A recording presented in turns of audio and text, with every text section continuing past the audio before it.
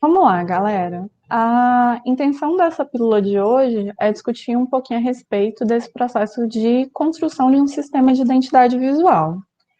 A gente tem, para começar nossa discussão, entender o que seria essa identidade visual.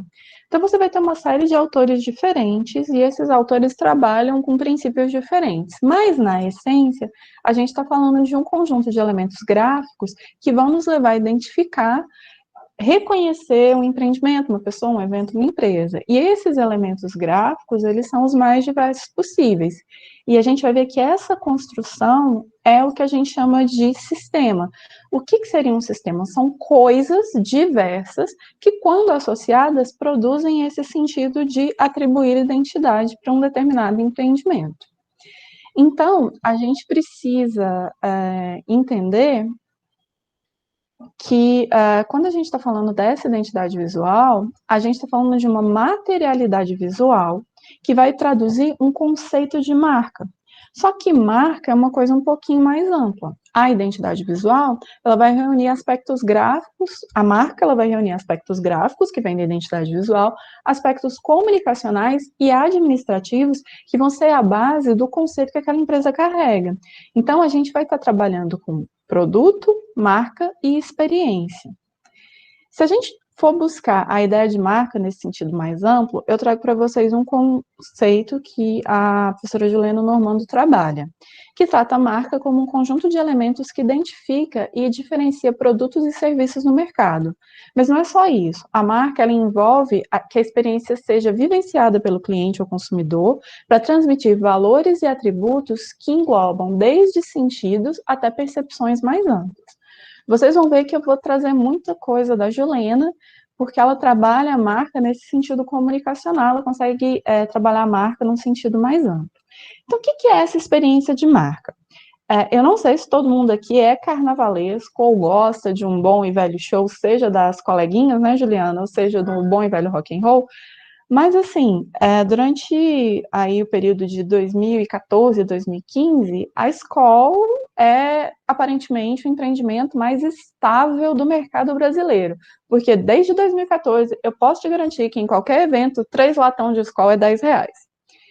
Então, quando eu estou falando da Skol, eu estou falando da cerveja, mas quando eu estou falando de Skol marca, eu estou falando de alguma coisa que é muito mais ampla. Por exemplo, aqui a gente tem umas imagens do Carnaval de Recife. Essas imagens aqui especificamente são de 2014 e a minha tela está tremendo para vocês ou ela está tremendo piscando só para mim?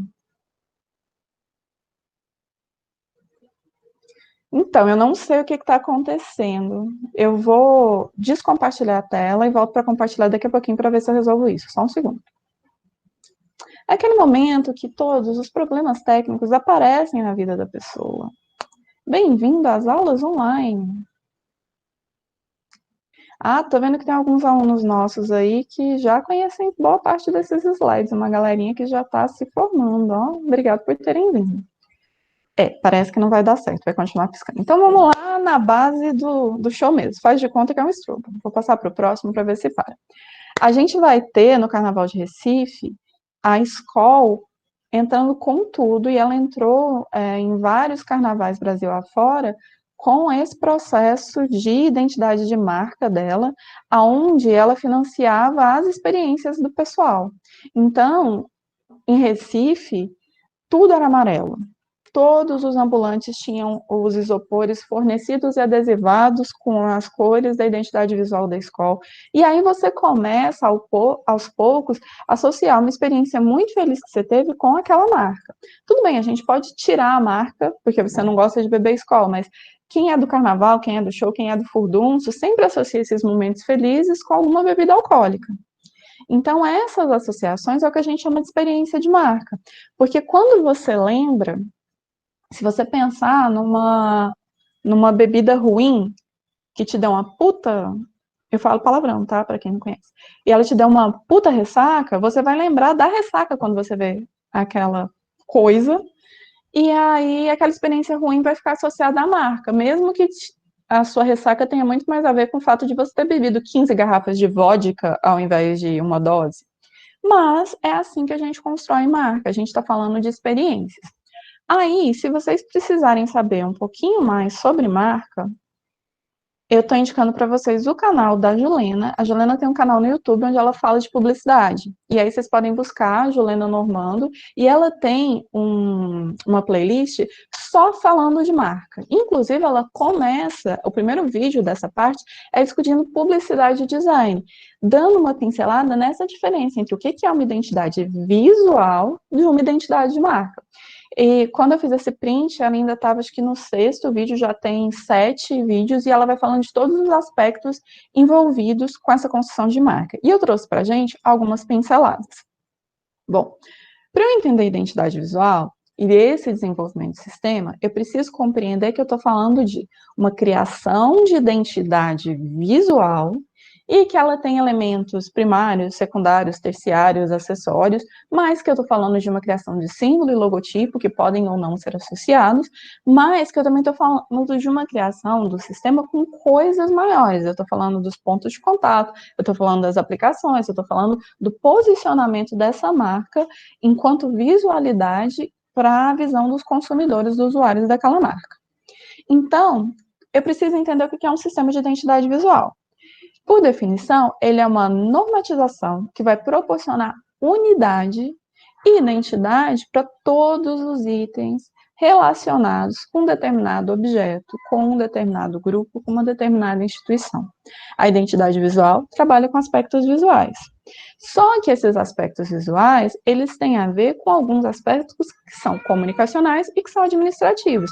Por exemplo, imagem da marca, posicionamento da marca, a identidade corporativa, é meio que indissociável, porque você vai traduzir visualmente características que foram trabalhadas provavelmente no marketing ou provavelmente dentro da publicidade.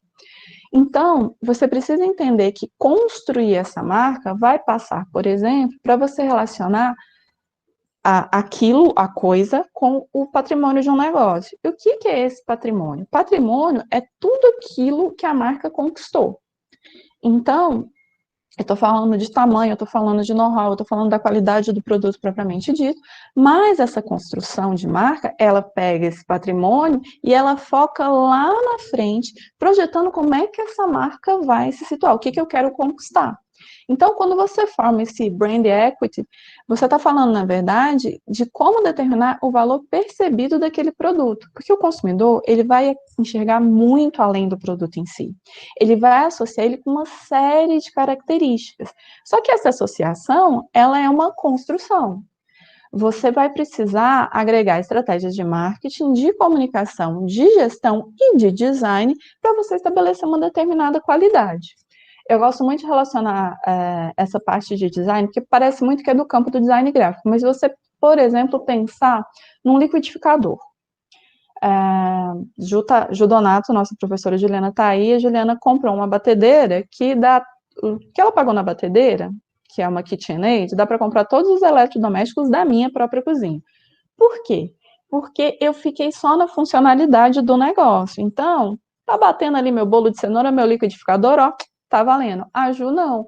Ela pensou no desenho, ela pensou em outras características que é um valor percebido. No final das contas, a batedeira dela, o liquidificador dela, de marcas,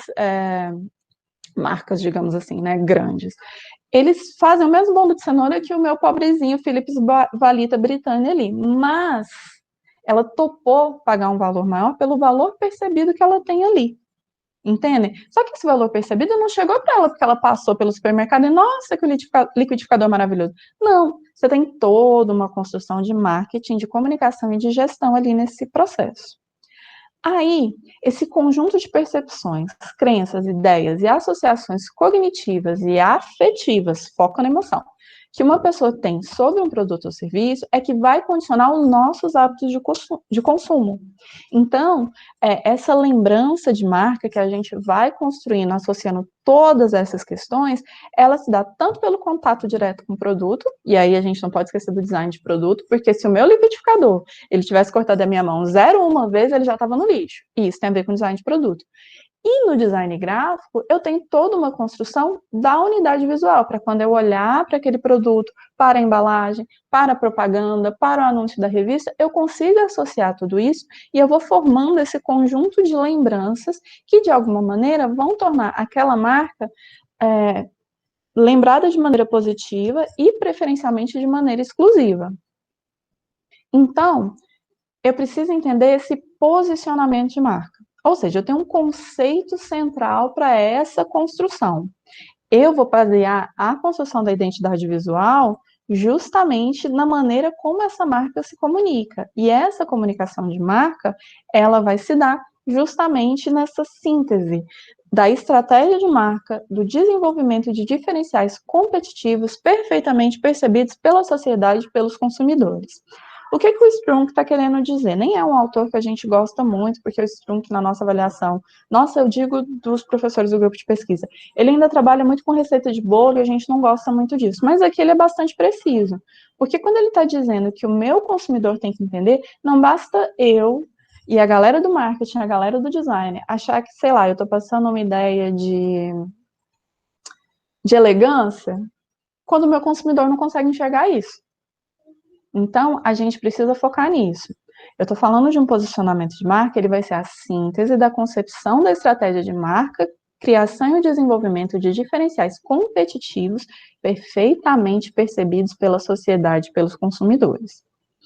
E aí, eu preciso entender qual é o lugar que essa marca ocupa, porque quando eu entendo essa marca dentro de um contexto maior, eu vou conseguir estabelecer pontos de paridade, ou seja, as coisas que ela tem de similar, e principalmente os pontos diferentes em relação aos concorrentes dela, dentro daquele segmento, ou aos produtos em geral.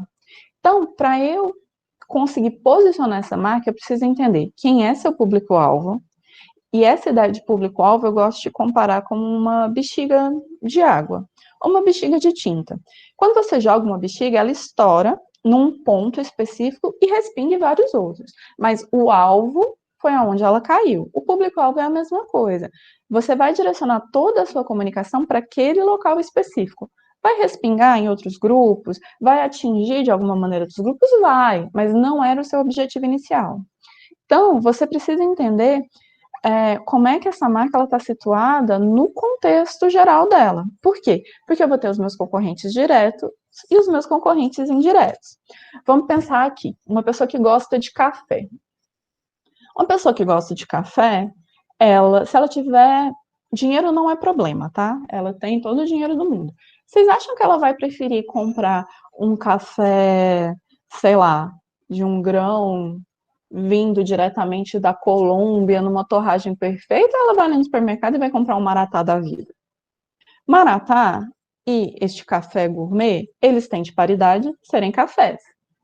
Mas eles não são concorrentes diretos. Porque quem está disposto a consumir o café gourmet, ele não é a mesma pessoa que vai consumir o maratá. Ou se ele comprar o maratá, ele não vai abrir mão do café gourmet. Eu gosto de fazer essas comparações com comida porque fica mais fácil. Se você não entende isso falando de café, você pode entender falando isso de cerveja. Você pode entender isso falando do restaurante que você frequenta. Então, você vão ter pessoas que vendem comidas. Essas comidas, elas podem concorrer diretamente, como uma Coca-Cola e uma Pepsi, ou como uma Antártica original e, sei lá, uma Brahma por malte, mas elas têm concorrentes que são indiretos, que configuram a mesma categoria, mas não concorrem diretamente, não ameaça. E aí você precisa entender no que a marca tem de semelhante com esses concorrentes e o que a marca tem de diferente. Óbvio que isso pode ser amadurecido de vários lugares, isso pode chegar pronto para o designer, isso pode fazer com que ele participe desse processo de construção. Essa construção pode começar com o design do produto, com a concepção das características daquele produto, e o ideal é que seja feito em conjunto. Ideal. Mas se não acontecer, a gente tem que ter noção desse posicionamento de marca para poder trabalhar dali por diante. A gente também acaba trabalhando com uma imagem corporativa, e ela vai dizer respeito a tudo aquilo que abarca voluntariamente ou não a imagem da presença junto ao público. Isso vai passar por elementos de design, mas vai passar, por exemplo, pela postura dos funcionários, as estratégias que o marketing adota, a arquitetura dos prédios, a decoração daqueles ambientes, a própria localização, a embalagem que esses ambientes têm. Então, assim, o usuário daquela marca, ou a pessoa que observa aquela marca, ela está sempre entrando em contato com uma série de elementos. Esses elementos passam pelo design, mas também passam pela gestão.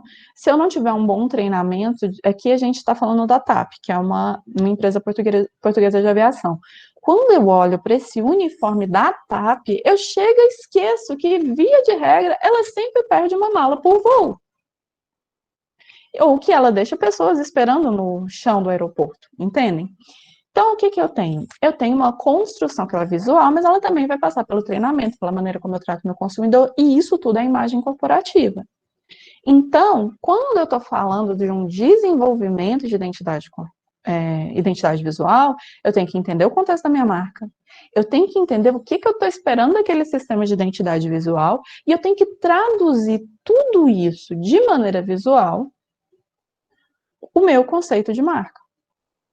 O que eu espero que as pessoas lembrem, o que eu quero que as pessoas esqueçam e quais são as experiências que eu quero proporcionar para aquele produto, marca, serviço, pessoa e assim por diante. Pois bem, como é que a gente entende esse contexto de marca? Eu estou falando muito rápido, pessoas, porque sem interação, a pessoa que está acostumada a dar aula com 50 mil pessoas, né, tá tranquilo?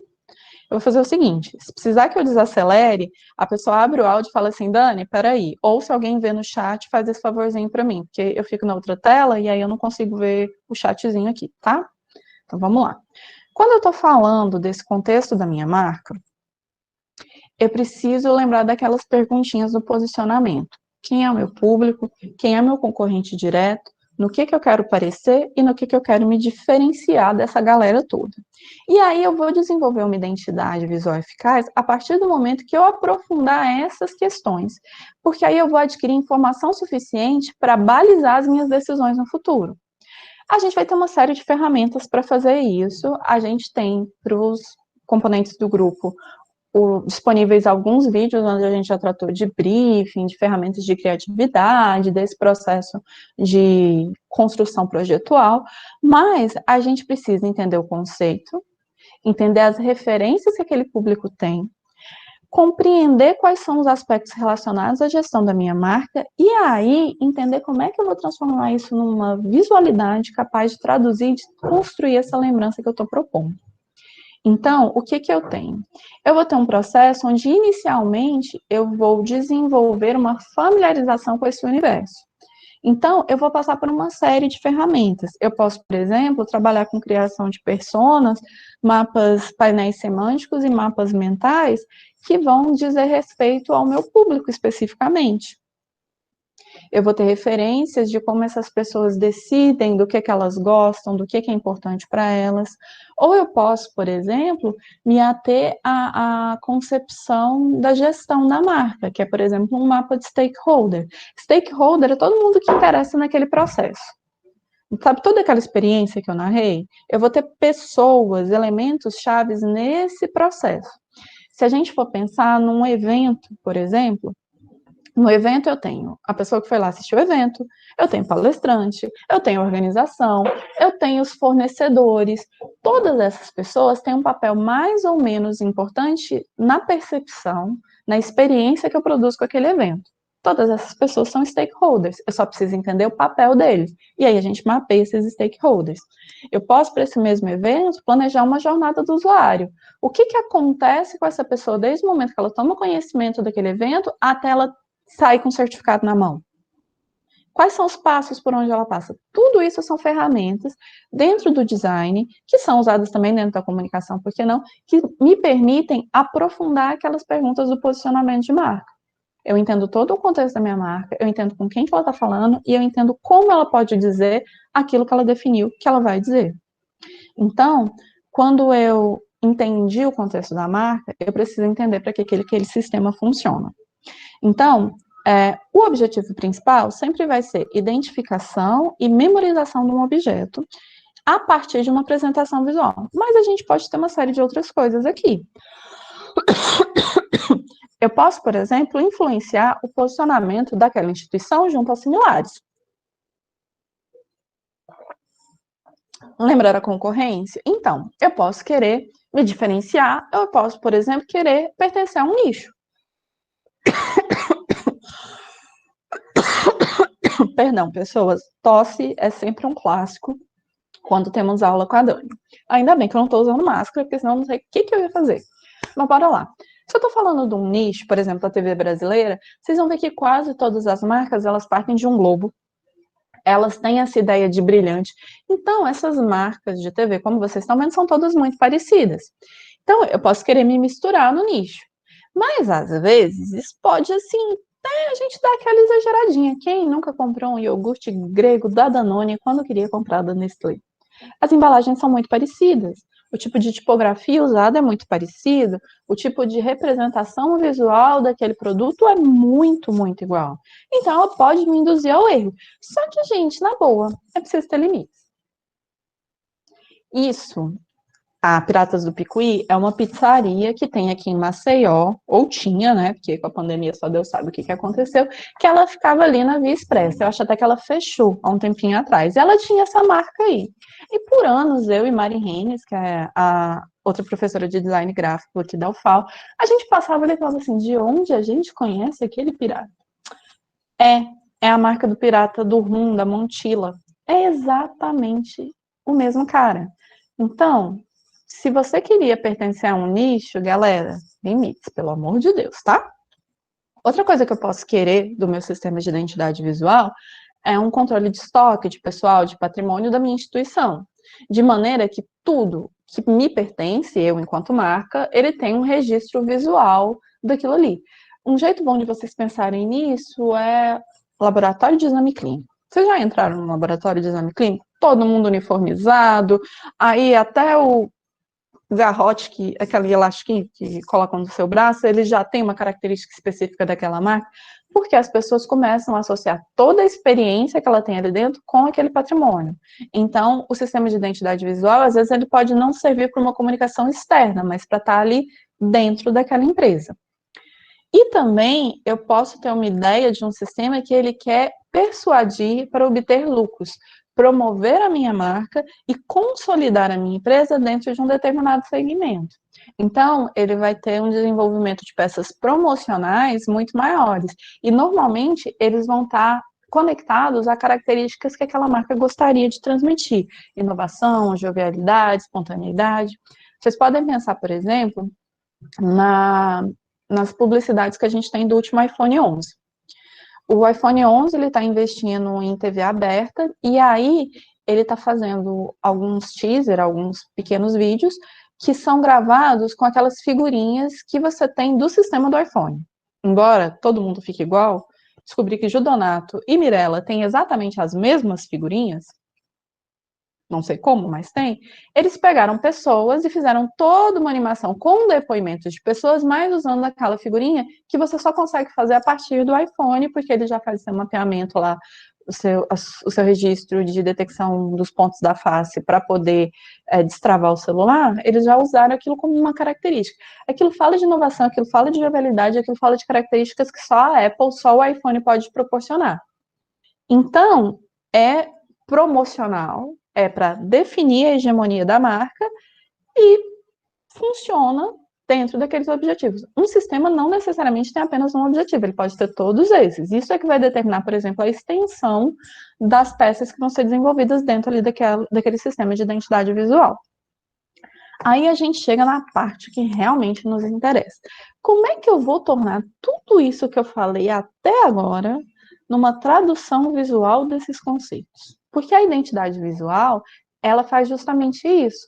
Ela vai transformar em visualidade tudo aquilo que a marca gostaria de transmitir, de maneira a despertar no meu consumidor, no meu usuário, associações favoráveis a essa marca. E aí, quando eu estou falando dessa construção de um sistema, eu preciso entender que ele vai estar dizendo respeito a todos os elementos sensoriais. Vão ser visuais, sobretudo, mas eles podem, por exemplo, ser o cheiro da melissa, ou o cheiro das lojas Jogé, das lojas M. Martin, que foi uma fragrância desenvolvida especificamente para aquela marca. Isso faz parte de um sistema de identidade, de um conceito de marca, e eles vão dar unidade, eles vão dar cara àquela empresa. Nós, do design gráfico, normalmente trabalhamos com a parte visual. Mas isso não quer dizer que a gente não possa usar recursos táteis para fazer a mesma coisa. Então, quando eu vou construir esse sistema de identidade visual, eu vou criar um sistema a partir de elementos de marca, e aí eu vou dar uma complexidade para a construção desses elementos, de maneira que eu dê unidade e identidade a tudo que for relacionado com aquela empresa. Então, você vai permitir, por meio do design gráfico, uma maneira de que o sistema que você constrói, ou seja, todos os elementos que você vai agregando ali, eles possam se tornar parte daquilo que constrói a experiência da marca do usuário. Aí, quando eu estou tentando construir essa identidade de marca, eu preciso entender que eu estou falando necessariamente de lembrança. Eu vou estar construindo uma unidade visual para que a minha marca seja lembrada, para ela se fixar na cabeça do meu usuário. E aí, para eu fazer isso, a gente trabalha com aquilo que nós chamamos de elementos institucionais. Esses elementos, eles vão ser criados, mas eles vão precisar ser trabalhados por meio de outras estratégias que permitam que o meu usuário, ele crie essas associações. Essas associações, via de regra, elas não são naturais. Elas não são dadas, elas são construídas. Então, entre eu associar os carros da Mercedes como carros caros e de excelente qualidade. Gente, eu nunca. Não, mentira, eu já entrei no Mercedes, mas eu entrei apenas no Mercedes Classe A, que foi um carro que a Mercedes trouxe para o Brasil no início dos anos 2000, meio para ser o carro pop da Mercedes.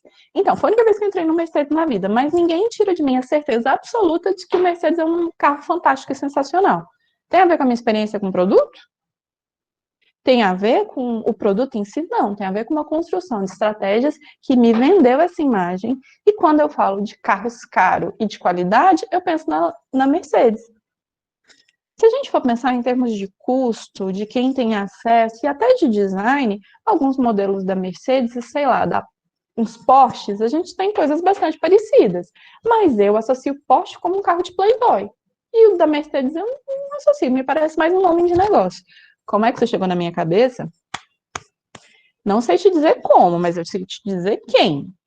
Foi a comunicação, foi o marketing e foi o design. Vocês podem ter certeza absoluta. Foi um trabalho muito bem feito, porque, né, nunca entrei num Mercedes, a não ser pegando um busão uma vez ou outra na vida e estamos aí tendo a certeza de que é o melhor carro do universo. Pois bem, esses elementos institucionais, para nós do design gráfico, eles são divididos nesses três grandes grupos. Os elementos primários, que são a base de tudo, são os nossos clássicos, logotipo, símbolo, que formam a nossa marca. São deles que a gente vai falar com mais afinco hoje. Os secundários, eles também têm grande importância, porque eles vão nos ajudar a configurar melhor a nossa marca, sem esgotar o uso do símbolo e do logotipo. Porque, por vezes, você, quando usa demais esses dois elementos primários, o logotipo e o símbolo, você tende a neutralizar isso na cabeça das pessoas. É só você pensar em... Eu não sei se todos vocês dirigem, mas as pessoas que dirigem vão conseguir associar isso com uma certa facilidade. Quando você começa a dirigir, principalmente quem dirige carro mecânico, que tem o lance da embreagem, cara, seu pé da embreagem, ele fica assim com o dorso do pé todo dolorido e é tenso, e você tá sempre pensando, ai meu Deus, será que é hora de trocar a marcha? Cara, 15 dias dirigindo, você já esqueceu isso, já tá tudo automatizado na sua lembrança. Por quê? Quando você usa muito uma coisa, sua tendência é esquecer dela. Com logotipo e com símbolo é a mesma coisa. Se eu começar a usar eles demais, tudo da minha marca é só símbolo, logotipo, símbolo, logotipo, símbolo, logotipo, as pessoas esquecem, aquilo deixa de ser notório. E é por isso que a gente usa os nossos elementos secundários, para que a gente possa dar uma configuração mais variada ao meu sistema construir essa unidade sem exagerar no uso dos meus elementos primários. E além dos primários e secundários, eu vou ter aqui os meus elementos acessórios. Eles derivam dos elementos primários e secundários e geralmente eles pertencem a sistemas que são mais extensos. A gente, se a gente, numa disciplina de identidade visual, para vocês terem uma ideia, no curso de design da UFAL, na grade nova, isso é uma disciplina de 4 horas semanais durante 18 semanas, e na grade antiga eram 6 horas semanais durante 15 semanas. Então, assim, faz as continhas aí. É muito tempo falando de identidade visual para construir tudo isso. Mas a gente tem classificações dos tipos de sistema de identidade visual. Alguns são restritos, que são menores, outros são extensos e outros são o que a gente chama de completo. Quando você tem, e eles vão ser determinados por aqueles objetivos que a gente falou, mas também pelo tamanho do nosso cliente, pela necessidade desse cliente. Então, ter elementos acessórios, que são grafismos, mascotes, etc. e tal, vão depender da necessidade do meu cliente, da sua capacidade de investimento. Por exemplo, olha, eu odeio fazer aspas no ar, mas um mascote sensacional é a Magalu do Magazine Luiza. Mas para chegar numa Magalu, não foi só ter a concepção de personagem ali da Magalu, não. Você tem um sistema de diálogo, design, como é que é o nome disso, gente? Design conversacional, que é um processo de determinação da inteligência artificial, para que ela te responda naquela velocidade, com aquela naturalidade, que, meu filho, só a Dona Luiza Trajano, com todos aqueles dinheiros e a visão de marca que Magazine Luiza tem, para poder investir. Então, assim, a gente vai lidar basicamente com elementos primários para todos os sistemas, os secundários são quase que inevitáveis e os acessórios vão depender da capacidade de investimento do meu cliente e da necessidade que aquela marca tem, beleza? Bom, vamos falar desses elementos primários, que afinal de contas a gente começa sempre por eles. Eu gosto muito de começar falando de símbolo, justamente porque ele é o mais difícil de ser feito. Por que eu estou falando dessa dificuldade? Quando eu estou falando de símbolo, eu estou falando de um sinal gráfico que, com o uso, ele passa a identificar ou substituir um nome, ideia, produto ou serviço. O seu registro no Brasil pode ser feito no Instituto Nacional de Propriedade Intelectual como uma marca figurativa. Eu, por exemplo, não consigo ir no INPI e registrar a palavra balão, mas eu posso criar uma identidade visual com um desenho particular de um balão e eu posso registrar isso como marca figurativa. Então, é um patrimônio importante da sua identidade de marca. E por que eu estou falando dessa dificuldade de criar um símbolo? Quando eu estou falando de símbolo, eu estou falando de desenhos, pictogramas, letras, números e qualquer outro sinal gráfico que ele tenha capacidade de registrar características que diferenciem aquele desenho do seu registro usual. Aqui a gente está com 3 exemplos. 2 deles a gente consegue associar nitidamente com uma empresa com empreendimento, que é o pandazinho da WWF, o B do Boticário. Mas o pictograma ali de homenzinho, ele não tem uma característica ou uma particularidade no seu desenho, ou uma associação imediata com nenhum conceito que esteja nitidamente ligado a uma empresa, por exemplo. Então, construir símbolo é um negócio muito difícil.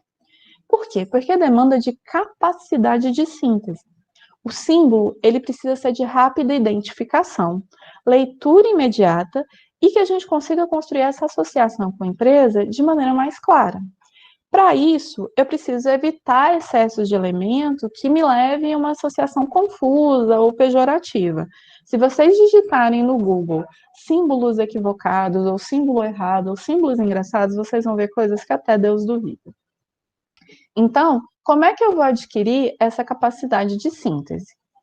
Eu preciso muito, muito, muito de pensamento livre, criatividade, que nada mais é do que juntar esses pontinhos que a gente vai adquirindo, escolher quais são os meios de produção e desenvolvimento para aquele símbolo e ampliar o meu repertório visual. Quando eu estou falando de design, o pessoal que já fez introdução à metodologia visual comigo já viu esse gráfico 1 zilhão de vezes, eu estou falando do campo das imagens, do campo da visualidade. E esse campo da visualidade, por mais que a gente ache que ele seja só gráfico, ele não é.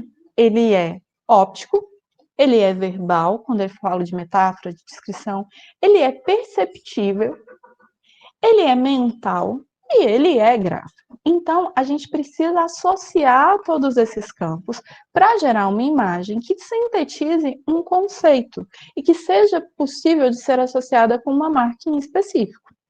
Então, eu preciso entender que eu estou lidando aí com codificação e decodificação. Eu vou estar falando de um olho que é corpóreo, que é esse meu aqui, que, por exemplo, está com defeito. Então, eu estou de óculos, porque eu preciso corrigir esses defeitos, mas eu estou falando de um olho que a gente pode chamar de mental. Essa ideia de olho corpóreo e olho da mente, ele vem de um historiador da arte chamado Mitchell. O que ele está falando? Eu tenho associações da minha mente aqui. Se eu falar para vocês assim, comida gostosa, pensou na comida gostosa? Isso aí foi seu olho da mente que te levou para alguma comida gostosa. No momento eu pensei em brigadeiro, mas podia ter sido, sei lá, um hambúrguer ou, sei lá, costelinhas do Outback. Por quê? Porque esse olho da mente, ele tá ligado com aqueles outros aspectos que a gente falou aqui, com a metáfora, com a descrição, com a memória, com a fantasia. Então, eu preciso estabelecer essa faculdade imaginativa. Lembrando que eu estou construindo tudo isso não é para mim, é para o meu público. Então, eu preciso entender o que aquele público é capaz de codificar ou de decodificar. E isso faz com que eu precise entender aspectos culturais, aspectos simbólicos, aspectos sociais. Eu podia tranquilamente falar em gado há 10 anos atrás, isso não seria um problema para ninguém. Hoje, já tem uma outra conotação. Então, existe uma construção desses códigos que passam pelo visual e passam por representações, tanto mentais quanto reais. E aí a gente tem um outro historiador da arte chamado Peterson, que ele fala que, diferentemente da palavra, as imagens elas não vão ser regidas por elementos padrões. Elas vão ser formadas pela dialética da analogia. É um código que vai estar estabelecido por semelhanças e por aparências. Então, eu vou ter dimensões, posições, texturas, tudo isso vai ser percebido em conjunto. E a partir disso é que eu vou conseguir fazer outras relações de significação. Então, vou sempre estar trabalhando com essa analogia. E aí, tem um outro detalhe que a gente não pode esquecer nunca, é que, para que eu entenda uma imagem, que vai se iniciar nessa ilusão de semelhança, eu vou ter uma impressão de realidade. E essa impressão de realidade vai fazer com que eu atribua significado. Lembra quando eu estava falando lá de comida gostosa? Essa comida gostosa que tem na sua mente, ela tem a ver com a sua memória, ela tem a ver com a sua vivência, ela tem a ver, inclusive, com o tipo de público que você é. Então, essa comida gostosa aí, ela funciona por meio de associação. Então, se eu quiser despertar em você comida gostosa a partir de uma marca, eu vou ter que saber exatamente, ou pelo menos boa parte, de quais são os elementos que compõem essa sua ideia. Por quê? Porque eu vou estar trabalhando com essa ilusão de semelhança. O seu cérebro automaticamente vai fazer assim, cremoso. Cremoso, brigadeiro, brigadeiro gostoso. Se esse sorvete é cremoso, ele também é gostoso. Por que brigadeiro gostoso? Isso é feito num milésimo de segundos, isso não é um processo racional, mas a gente precisa saber que esse processo existe para poder chegar na minha ideia de abstração, que é uma outra característica que o símbolo ele precisa. Quando a gente fala em abstrair no sentido estrito da palavra, eu estou falando de pegar determinadas características e propriedades de uma representação de uma coisa e ressaltá-las. E eu vou fazer isso graficamente. Então, de um modo geral, essa abstração ela vai ter graus diferentes. O que é isso que vocês estão vendo? É uma maçã. É muito estranho dar essa aula sem vocês poderem reagir. Mas, enfim, essa maçã, ela está aqui representada por coisas que nós que conhecemos maçã temos na nossa memória. É a folhinha, é o galinho em cima, a ideia de brilho que eu tenho ali na tela. Só que essa mesma maçã, ela pode ser abstraída, ela pode ser transformada em desenho com graus de abstração diferentes, trabalhando com elementos diferentes. Todos esses desenhos, talvez com exceção da síntese primeira que a gente tem aqui na tela, que é a mais restrita, Todo mundo consegue chegar em maçã em todos esses, com um grau maior ou menor de abstração. E aí, para eu criar o meu signo, qual o grau de abstração que eu posso usar? Como é que eu descubro isso? Eu preciso entender daquelas palavrinhas lá, aqueles conceitos do posicionamento de marca. Quem é o meu público? O que os meus concorrentes usam? Quanto eu quero ser parecido e quanto eu quero ser diferente dos meus concorrentes. Então, eu preciso conhecer os códigos visuais que permitem que um público determinado atribua àquele conjunto de elementos, aquela ideia abstrata da coisa, o significado que eu quero dele. Então, é sempre um mergulho profundo no meu usuário. A gente está muito na moda de falar de experiência de usuário e de design centrado no usuário. Parece que é novidade, mas para vocês terem uma ideia, eu me formei no início do século. E já no início do século a gente falava de prestar atenção nesse usuário para saber o que ele domina, o que ele conhece e o que ele é capaz de entender. E principalmente, os símbolos, eles podem vir a ser trabalhados de maneira a ensinar para o meu usuário o que ele significa. Gente, símbolo da Nike. Gente, o símbolo da Nike, para a maioria das pessoas, ele não significa absolutamente nada.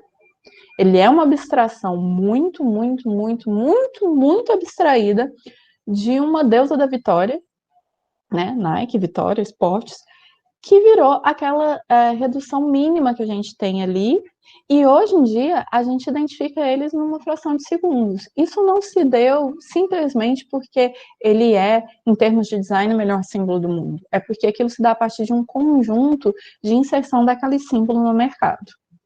Então, o meu processo de criação, ele vai depender de muita coisa. Ele vai depender do repertório da equipe, da profundidade da pesquisa, da maturidade da construção da marca, porque o meu cliente pode não saber ainda para onde ele está indo, pode não ter clareza de onde ele quer chegar, o objetivo que a gente tem com aquela marca e das referências que a gente tem como possibilidade.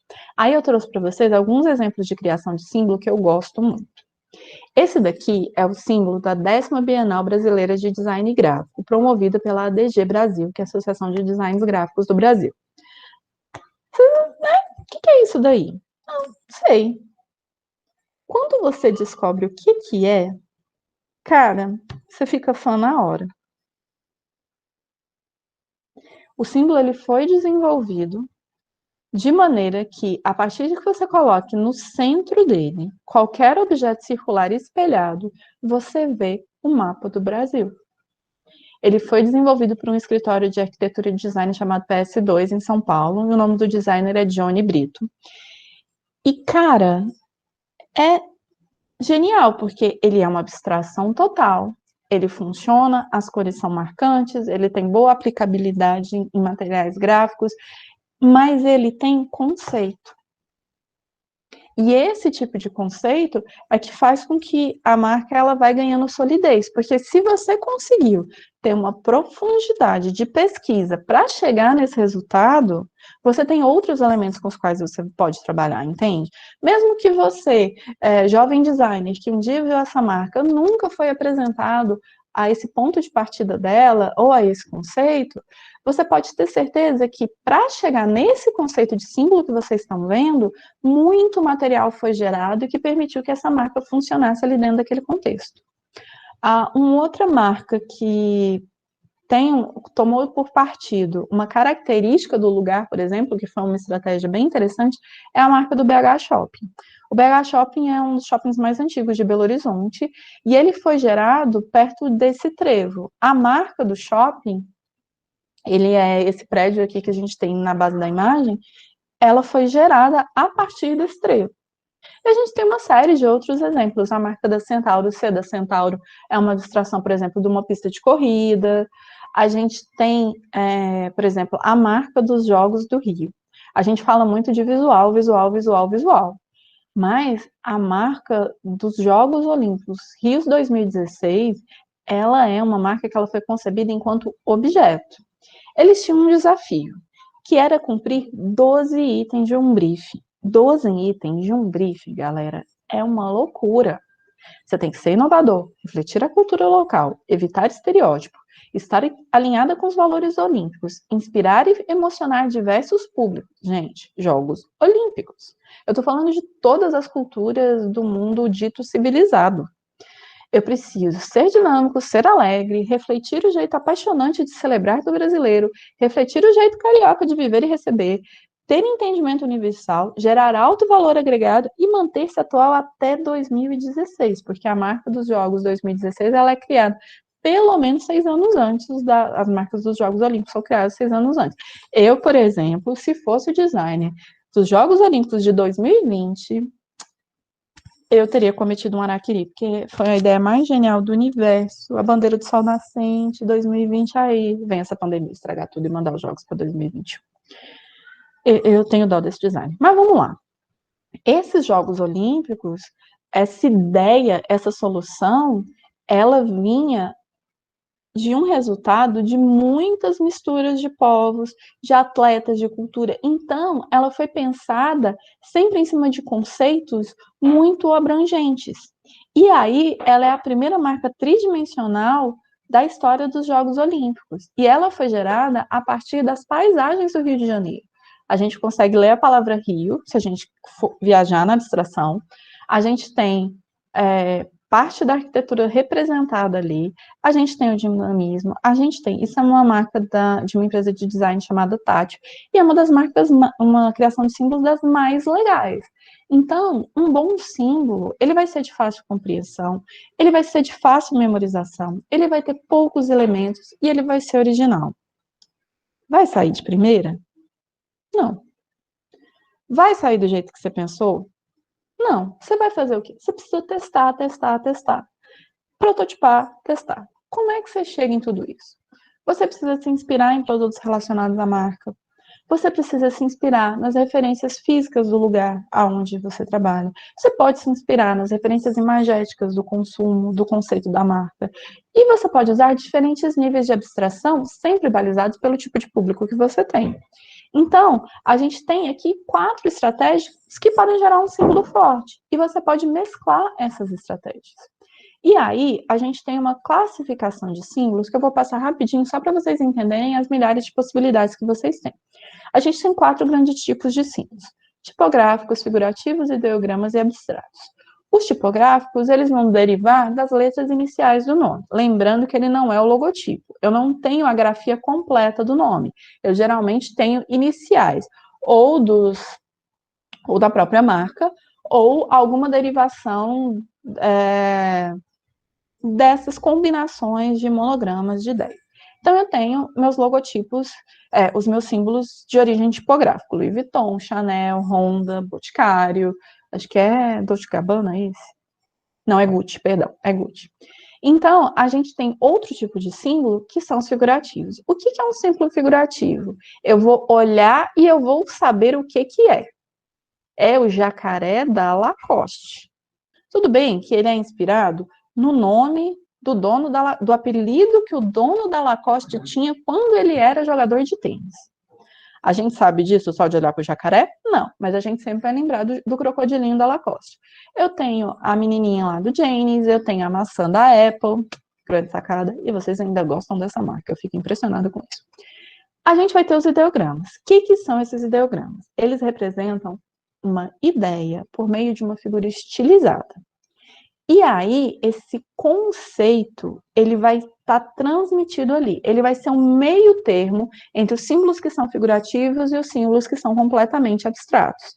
Esse conceito, ele vai poder ser ensinado. Eu vou poder ter uma vinculação mais clara com esse conceito, que ela não é tão abstrata. Por exemplo, eu não sei se vocês sabem que essa marca do Banco do Brasil, eles pegaram 2 Bs de Banco do Brasil e colocaram um dentro do outro. Então, ela não é completamente abstrata. Ela parte, por exemplo, de um conceito tipográfico das iniciais, só que eu não reconheço essas letras para chegar nesse símbolo, entendem? Isso é uma criação de ideograma, uma estilização de uma figura. E eu vou ter símbolos que eles vão ser completamente abstratos, ou seja, eles precisam ser aprendidos. Eu não consigo associar eles com nada imediatamente. Eu passo, a partir de várias estratégias de marketing, de comunicação, a associar essa representação gráfica à marca e a associar isso a um determinado conceito.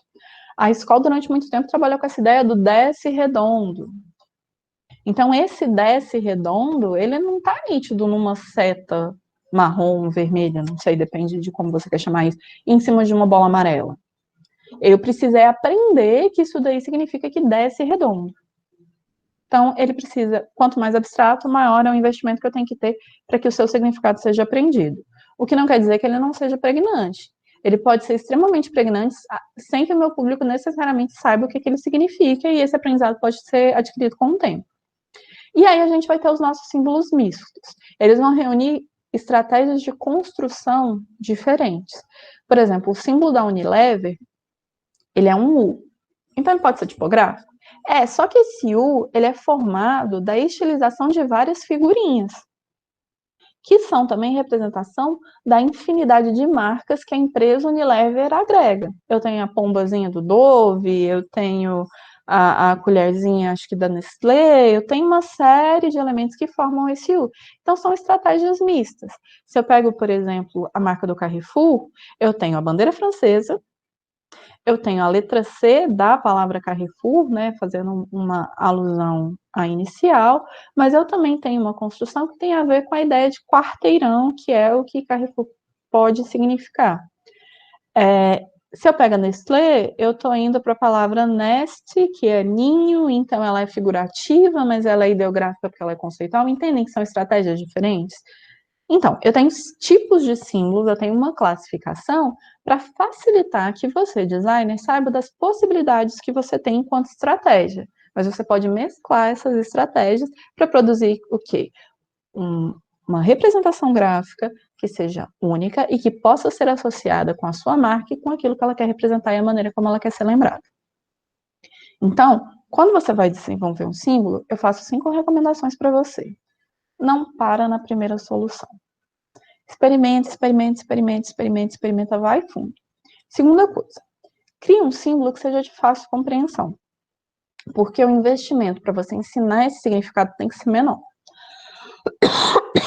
Busque um olhar novo, sem se desconectar completamente dos concorrentes e da referência que você tem. Use poucos elementos, porque quanto mais simples, mais fácil ele vai ser de lembrar.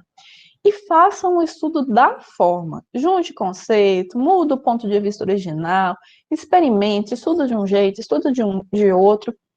E aí você vai chegar numa solução adequada para o objetivo que você tem do sistema de identidade visual, para o conceito que a marca quer transmitir e para o público com quem você quer conversar. Tá vendo que é um trabalho sempre de composição? Você não pode esquecer aquilo que foi definido lá atrás para ir para frente. Bom, o segundo elemento primário que a gente tem é o logotipo. Esse logotipo é uma particularização da escrita que representa o nome, seja essa particularização, especialmente criada ou não para aquela marca. Então, a gente vai poder classificar esse logotipo em 3 tipos diferentes. Eu acho importante, principalmente enquanto nós, designers, somos de uma área pouco conhecida e que a gente não está aí fazendo muita campanha dos termos que a gente usa, a gente não chamar logotipo de logo. Porque quando você tira o tipo da palavra, você tira dele a característica fundamental, que é ser formado por letras. Para eu desenvolver um logotipo, eu posso trabalhar com uma tipografia já existente. Todas essas marcas que estão aí na tela, elas são feitas a partir de tipografias que já existiam. Elas só foram utilizadas para essa construção, mudando de repente o entre linhas, o entre letras, acrescentando outros elementos, mas são todas marcas, são todas fontes tipográficas que já existiam. Quando eu estou falando que é uma fonte tipográfica, isso significa que existem todas as letras do alfabeto e todos as representações numéricas, elas existem. Então, eu consigo escrever um texto inteirinho usando a mesma tipografia da marca do Walmart ou a marca da Avon. Então, já existe uma fonte tipográfica, vai do A a Z, do 0 ao 9, e ela foi usada para particularizar a escrita daquela marca. A gente tem também a existência de... Você usa uma tipografia existente, mas você muda uma ou outra letra ou a maneira como ela se encaixa. A gente tem, por exemplo, a tipografia da Subway, que acrescentou essas setas e essa malha azul por trás. A Ferrari, você prolongou o F. Isso são pequenas modificações em um ou outro caractere que a gente já tinha num conjunto de... uma fonte tipográfica já existente. Existem também os letterings criados especialmente pelas marcas. O que é um lettering? É uma escrita que foi desenvolvida que ela não necessariamente abarca todas as letras do alfabeto. Ela provavelmente foi criada única e exclusivamente para aquele conjunto específico de letras que compõem o nome da marca.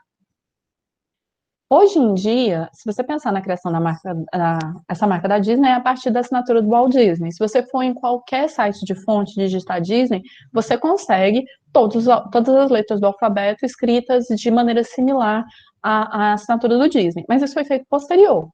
Com a popularização e com a digitalização da tipografia, da construção de tipografia, muitas marcas, elas que tinham essa particularização de escrita por meio de lettering, outras pessoas, types designers, foram pegando essas letras e desenvolveram o alfabeto inteiro, mas a marca foi concebida a partir de um lettering.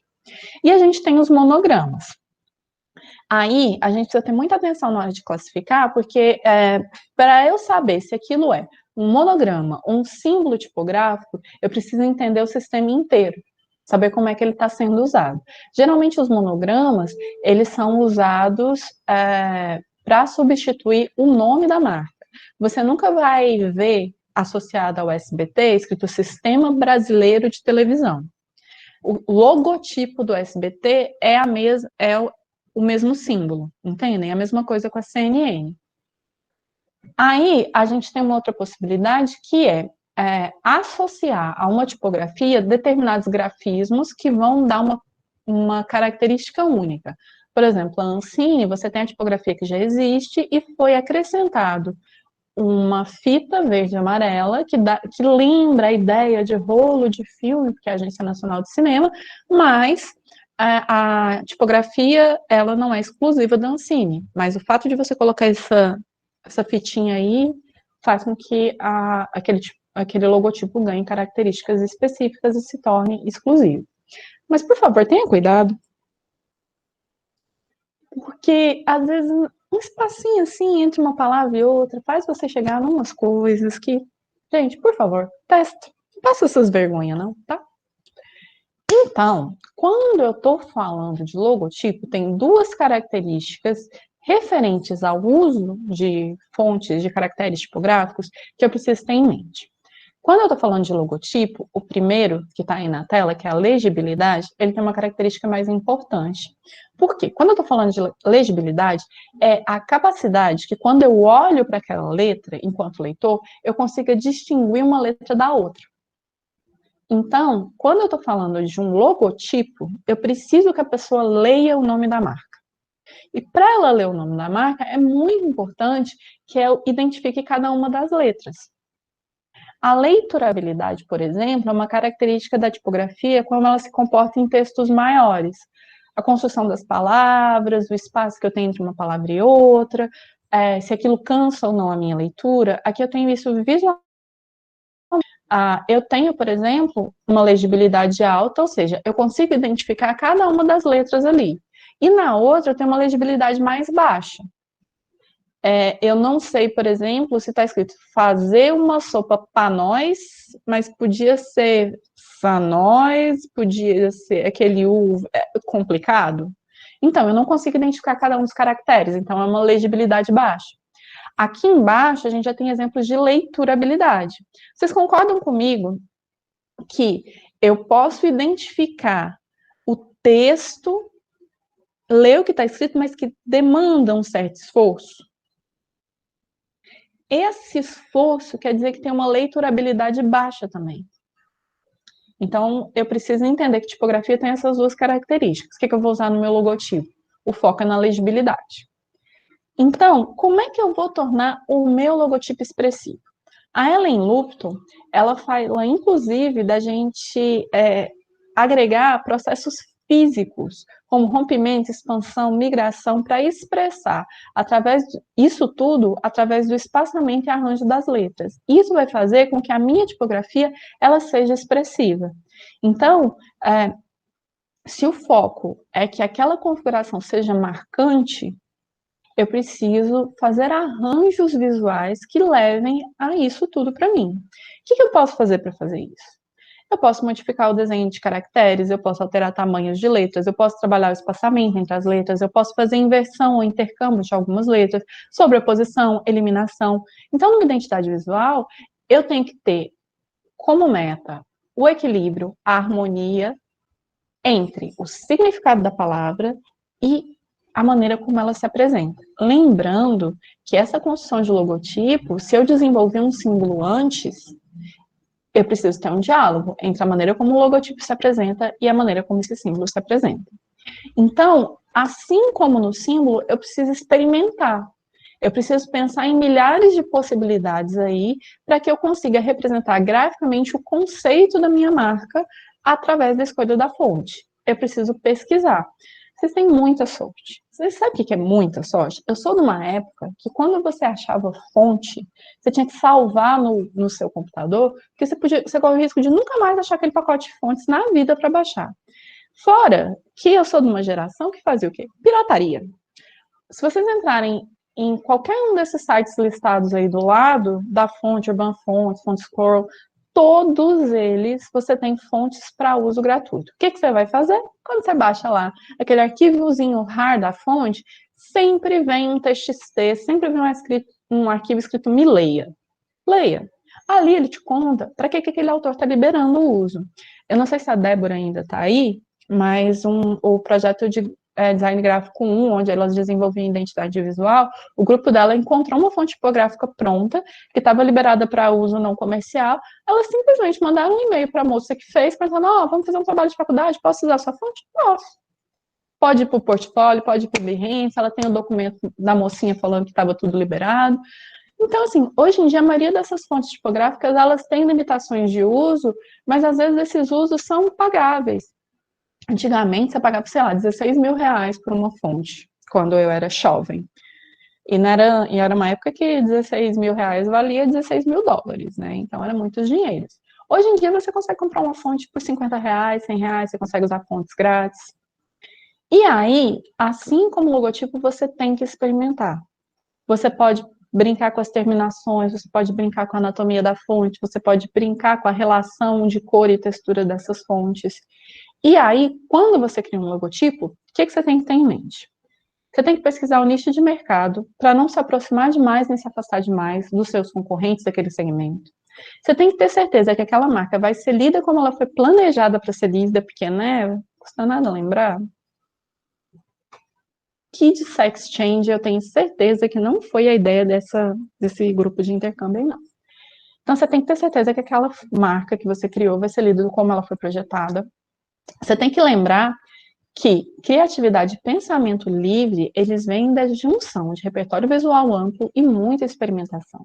Então, você não vai parar na primeira, você tem que desenvolver 2, 3, 4 opções viáveis. E você precisa estabelecer critérios para facilitar a sua escolha, porque senão a gente endoida. Então, esses critérios você pode, inclusive, estabelecer qual é mais e qual é menos importante. Eu estou desenvolvendo uma marca de um conjunto de revistas infantis. Então, eu preciso que tenha uma característica infantil. Isso é mais importante do que, por exemplo, a legibilidade de cada uma das letras. Eu posso avaliar as opções que eu tenho a partir desses critérios que eu estabeleço. E aí eu tenho que lembrar que símbolo e logotipo, eles têm que partilhar elementos visuais de maneira que eles formem um conjunto harmonioso, porque eles vão precisar trabalhar juntos em algum momento. E aí você tem que usar as coisas como seu aliado. Muitos designers preferem pensar símbolo e logotipo em preto e branco para depois vir com a informação de cor. Eu confesso que eu não trabalho assim, às vezes eu não sou uma pessoa muito de regras muito claras, eu não sou uma pessoa das caixinhas. Então, às vezes vem pela cor, às vezes vem pela forma, mas o que precisa? Quando você chegou, beleza, é isso daqui, você precisa refinar aquela escolha. Você precisa ordenar a forma, você precisa investir, por exemplo, num estudo de proporção áurea. Se você digitar no YouTube Proporção Áurea Illustrator, você vai ver uma série de vídeos te ensinando a fazer essas experimentações de proporção. Pode parecer uma bobagem, mas geralmente as marcas que passam por esse reajuste de suas formas, buscando proporção áurea ou golden grids, que vocês podem achar como golden grids também, elas costumam ser mais harmônicas e melhor percebidas pelo nosso usuário. Então, se eu tenho um símbolo mais um logotipo, eu vou ter uma marca ou uma identidade visual. Logomarca, não. Por quê? Qual que é o problema da palavra logomarca? Ela é um vício de linguagem. E ela é muito usada por pessoas fora do design. Mas eu sempre digo, se o cliente estiver pagando bem e ele quiser chamar de psil, a gente está atendendo. Mas vocês precisam pelo menos saber. Porque se você quiser falar logomarca, que você acha bonito, fala, mas fala consciente. Por que a gente acha que é problemático? Quando eu estou falando de logo, eu estou falando de uma derivação do grego que tem a ver com significado, com palavra. Então, eu estou falando de um elemento do design gráfico reconhecível, geralmente que inclui o nome, o símbolo e a representação de uma organização ou produto. Se eu falo logotipo, eu estou trabalhando com dois radicais gregos, logos e tipos, então significa significado mais figura, mais desenho, então eu estou falando do desenho da palavra. Se eu falo marca, eu estou de novo falando de significado, mas a partir de uma matriz germânica. Então, falar logomarca é mais ou menos como falar cachorro-quente hot dog. Não está errado, só que não faz, assim, está errado, porque é um vício de linguagem. Não faz muito sentido, porque você está sendo redundante. Tá pagando bem, amigo, pode chamar de psil que a gente está atendendo, tá bom? Então, tem segredo para uma boa identidade visual? Não exatamente, mas tem algumas coisas que a gente precisa pensar. Eu preciso entender que eu vou gerenciar essa identidade visual desde a criação até a implantação. Fazer uma marca, entregar na mão do meu cliente, sem ele saber onde, quando, como e por quê, vai dar merda. Eu preciso entender que essa marca, ela não tem ninguém muito igual a ela, senão faz igual Piratas do Picuí. Eu fico olhando para ele e lembrando do Rum Montila. Eu preciso entender que eu vou estar dentro de um nicho de mercado. Eu adoro contar essa história. Vocês sabem que teve, há uns anos atrás, assim, até recentes, que o pessoal começou a fazer produto de cabelo inspirado em coisas de cozinha? Então, tinha a Lisena, que inventava a embalagem da maisena, tinha maionese capilar, que era para você fazer hidratação. Pois bem, minha mãe levou para casa um pote de maionese capilar para botar na salada, minha gente. Porque a embalagem de maionese do creme era igual à embalagem de maionese comida. Então, tipo, você quer fazer isso? Faz de propósito, pelo menos. O ideal é que você atenda aquele nicho de mercado, ou se você for criar essa diferenciação, você entenda que não basta jogar uma embalagem no mercado, que você vai ter que trabalhar para que aquele diferencial ele seja absorvido pelo seu público. Tenha cuidado nas escolhas dos nomes. Você sempre pode dar uma olhada no INPI, você entra no site, você vê o registro daquele nome. Uma coisa que eu indico muito, muitos designers hoje em dia são convidados para fazer o processo de nomear uma determinada marca. Quando for fazer isso, digita no Google, vai no GoDaddy para ver se está disponível o endereço do site, por exemplo. Teve semestre passado, na UFAL, teve um grupo que tinha escolhido um nome de marca que era muito legal. Eu não lembro exatamente qual era o nome, porque ele foi abortado pelo motivo de que custava $156 mil o registro do domínio. Então, você ia ter uma marca, mas toda vez que alguém digitasse o nome daquela marca para buscar o seu site, não ia chegar em você, porque você não tinha R$156 mil para dar num domínio. Então, você tem que pensar nesse tipo de registro.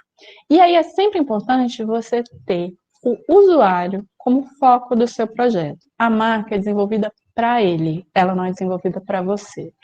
Eu sou de Goiânia. Quando o povo fala em Goiânia, pensa em quê? Em música sertaneja. Mas eu sou da outra banda da Goiânia. Eu sou da banda que é conhecida como Seattle brasileira, porque tem muita música alternativa. Então, tenho pavor. Eu detesto música sertaneja. Mas eu já fiz identidade visual para um projeto de audiovisual de uma dupla sertaneja, super funcionou. Eu achava horroroso? Achava. Eu compraria aquilo? Nem a pau. Botei no meu portfólio? Não, mas pagaram bem e super funcionou. Porque eu não fiz para mim, eu fiz para aquele público, entendem? Então, a marca não vai ser desenvolvida para você. E aí, eu sei que foi muito, muito, muito assunto. Aqui a gente tem algumas referências que eu gosto de usar. Tanto para você falar de marca e branding, branding seria esse gerenciamento da marca nesse conceito mais amplo. E a gente tem alguns sobre identidade visual, dois nacionais e a Lina Wheeler. Eu gosto muito do trabalho da Lina Wheeler, porque ele consegue abarcar um pouco dessa questão mais comunicacional da marca, acho interessante. E aí, eu vou agora olhar o chat e vai ser a primeira vez que eu estou olhando para o chat. Então, quer dizer que pode todo mundo ter ido embora e eu estar aqui falando sozinha horas. Vamos descobrir? Foco na minha cara de emoção. Cadê vocês? Nossa, vocês continuam aí. E aí? Perguntas, crianças?